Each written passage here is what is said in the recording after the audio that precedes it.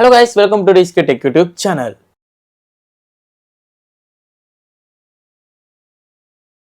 இன்னைக்கு வீடியோவில் நம்ம மதகத ராஜா திரைப்படத்தோட ரிவ்யூ தான் பார்க்க போகிறோம். 12 வருஷம் போராட்டம் கழிச்சு இந்த படம் ரிலீஸ் ஆயிருக்கு.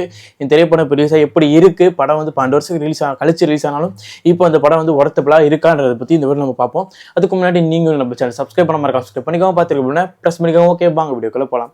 ஃபர்ஸ்ட் ஆஃப் ஆல் மதகத ராஜா திரைப்படம் ஆன்லைன் ஸ்டோரி பற்றி நான் சொல்ல மாட்டேன். ஏன்னா 12 வருஷத்துக்கு முன்னாடி ரிலீஸ் ஆன படம். நான் ஆன்லைன் ஸ்டோரி சொன்ன உடனே நீங்கள் என்ன சொல்லுவீங்க, ஆடா இது அறுத பழசான கதையாப்பா என்னடா அப்படின்னு தான் சொல்லுவீங்க.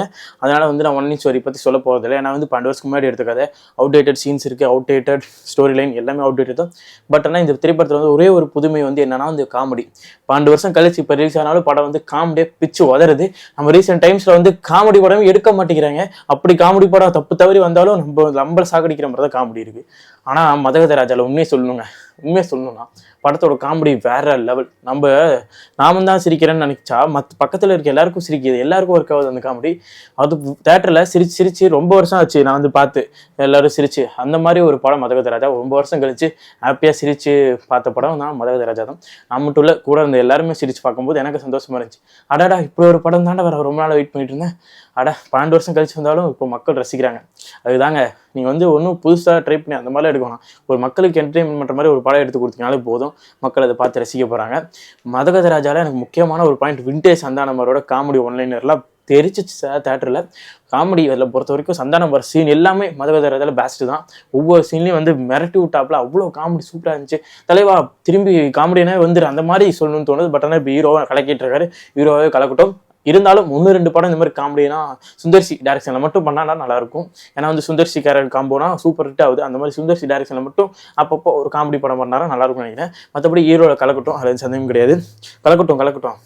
ஓகே, அடுத்ததாக விஷால் அவரோட விண்டேஜ் ஸ்டைல் ஆக்ஷன்ஸ், அப்புறம் அந்த பாடி ஃபிசிக் செமையாக இருந்துச்சு. 8 பேக்கோ 6 பேக்கோ திறமையாக இருந்துச்சு. அதோட எலவேஷன் சீன்ஸாக திறமையாக இருந்துச்சு. விஷாலோட விண்டேஜ் விஷாலை பார்த்த மாதிரி இருந்துச்சு. இந்த படத்தில் விஷால் அவர் ரொம்ப பேச முடியாது. ஏன்னா சந்தானம் அவர் எல்லாத்தையும் தூக்கிட்டு போயிட்டாருங்க. விஷால் அவர் தான் ஹீரோ. பட் ஆனால் உண்மையான ஹீரோனா சந்தானம் அவர் தான்.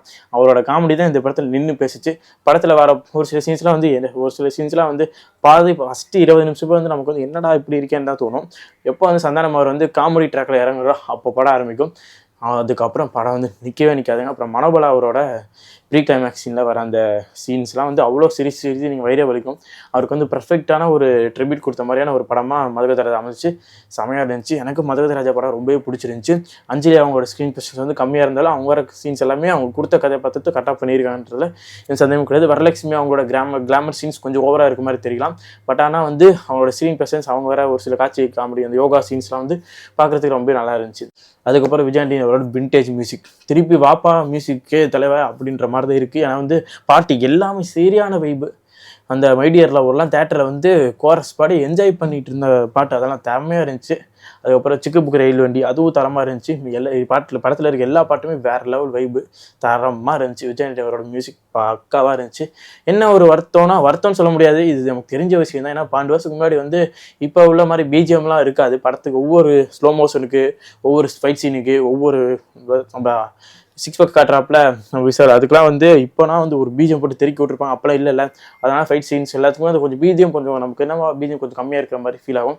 அது பழைய படன்றதை நம்ம ஒத்துக்கிட்டோம். பழைய படம் இப்படி தாண்டா இருக்கும். அந்த மாதிரியான ஸ்டைல் தான் டுஃப் டுஃப் டுஃப் டுஃப் டுஃப் சண்டைக்கலாம் அந்த மாதிரி இருக்கும். அதனால் நமக்கு அது பெரிய சர்ப்ரைஸ்லாம் கிடையாது. ஏன்னா பழைய படம் அது அப்படி தான் இருக்கும்.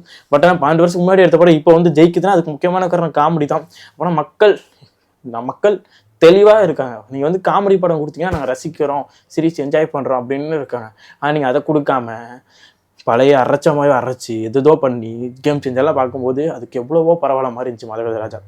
அந்த மாதிரி ஒரு ப்ராப்பரான ஒரு படம் கொடுத்தீங்கன்னா பார்க்குறதுக்கு மக்கள் இருக்காங்க, அது உண்மை. அதனால் ஒழுங்காக படத்தை எடுத்து கொடுங்க, மக்கள் ரசிப்பாங்க.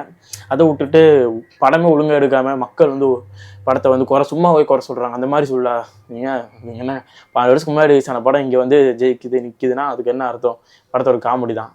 அதுவும் சந்தானம் அவரோட ஒன்லைனர் எல்லாமே தான் காமெடி. ஒரு காமெடி என்டர்டெயின்மெண்ட் படம் சிரிச்சு என்ஜாய் பண்ணால் மக்கள் வராங்க. அங்கேயும் அவங்க மக்களை போட்டு இழுத்து அடிச்சுட்டு இருந்தீங்கன்னா என்ன இருக்குது? அதான் இதுக்கு மேலே தெரிஞ்சுக்கோங்க. மக்களுக்கு ஒரு என்டர்டெயின்மெண்ட் பண்ணுற மாதிரி ஒரு படம் கொடுத்தா போதும், மக்கள் பார்த்து ரசிப்பாங்க. அது சந்தேகமும் கிடையாது. ஓகே, ஓவராலாக மதகத ராஜா ஒரு நீட்டான ஒரு ஃபன் என்டர்டெயின்மெண்ட். சுந்தர்சி அவரோட ஹியூமர் சென்ஸ் எல்லாமே தெரிக்குது. வெயிட் பண்ணி பார்ப்போம். இனி அடுத்தடுத்த படம் நிறைய இருக்குது. அரண்மனை 5 இருக்குது, அதுக்கப்புறம் வடிவேல் சார் வச்சு ஒரு படம் பண்ணுற அது இருக்குது, கலகலப்பு 3 இருக்குது, மூக்குத்தி அம்மன் 2 இருக்குது. லைனப் நிறையா இருக்குது. சுந்தர் சி அவருக்கு 2024 ஃபஸ்ட் ஹிட்டு சுந்தர் சி அவரோட படம் அரண்மனை 4. இப்போ 2025 ஃபஸ்ட் ஹிட்டு மதகத ராஜா. பொங்கலுக்கு பிளாஸ்ட். கேம் சேஞ்சர் ரீசர்ச் அதுவும் ஒழுங்காக ஓடலை. ஆனால் மதகத ராஜா நின்று பேசுது, வேறு ரோலில் ஓடும். இனி பிக்கப் வந்து எப்படி ஆகுதுன்னு மட்டும் பாருங்கள். ஏன்னா படம் நமக்கு வந்து என்டர்டைன்மெண்ட் பண்ணுற மாதிரி படம் வந்து போதும். 2.5 மணி நேரம் படம். அதில் வந்து நீங்கள் மேக்ஸிமம் 1.5 மணி நேரத்துக்கிட்ட நீங்கள் வந்து வயிறு வலிக்கவே சிரிச்சு என்ஜாய் பண்ணுற மாதிரி காட்சி எல்லாமே இருக்குது. அதனால் மதகத ராஜா இந்த பொங்கல் வின்னர்னே சொல்லலாம். இதுக்கு மேலே காதலிக்கு நேரம் மொழி வருது, நேசிப்பையா வருது, தருணம் வருது. இந்த 3 விட மதகத ராஜா ஃபேமிலி ஆடியன்ஸாக போய் என்ஜாய் பண்ணி சிரிச்சு பார்க்குற பழைய படமாக இருக்கும். கண்டிப்பாக இந்த பொங்கல் வின்னர் மதகத ராஜா தான். இதுக்கு மேலே இந்த படத்தை பற்றி நான் வந்து பெருசாக பேச விரும்பலை. ஏன்னா வந்து மக்கள் நீங்கள் பேசுங்க படம் பார்த்துட்டு. நான் வந்து படம் எப்படி இருக்குது இவ்வளோ தான் சொல்லிட்டேன். நீ பேச வேண்டியது உங்களோட வேலை. படம் எப்படி இருக்குது அதை மட்டும் கமெண்ட் பாக்ஸில் சொல்லுங்கள். நீங்கள் போய் தேட்டருக்கு பார்த்து என்ஜாய் பண்ணேன். ஓகே கைஸ், மதகத ராஜா திரைப்படத்துக்கு ரேட்டிங் வந்து கொடுக்க விரும்பலை. ஏன்னா வந்து 12 வருஷத்துக்கு முன்னாடி ரிலீஸ் ஆன படம். அதனால் வந்து இந்த படத்துக்கு ரேட்டிங் வேணாம், அப்படியே ஃப்ளோவில் விட்டுருவோம். ஓகேங்களா? ஓகே கைஸ், தேங்க்ஸ் ஃபார் வாட்சிங் திஸ் வீடியோ.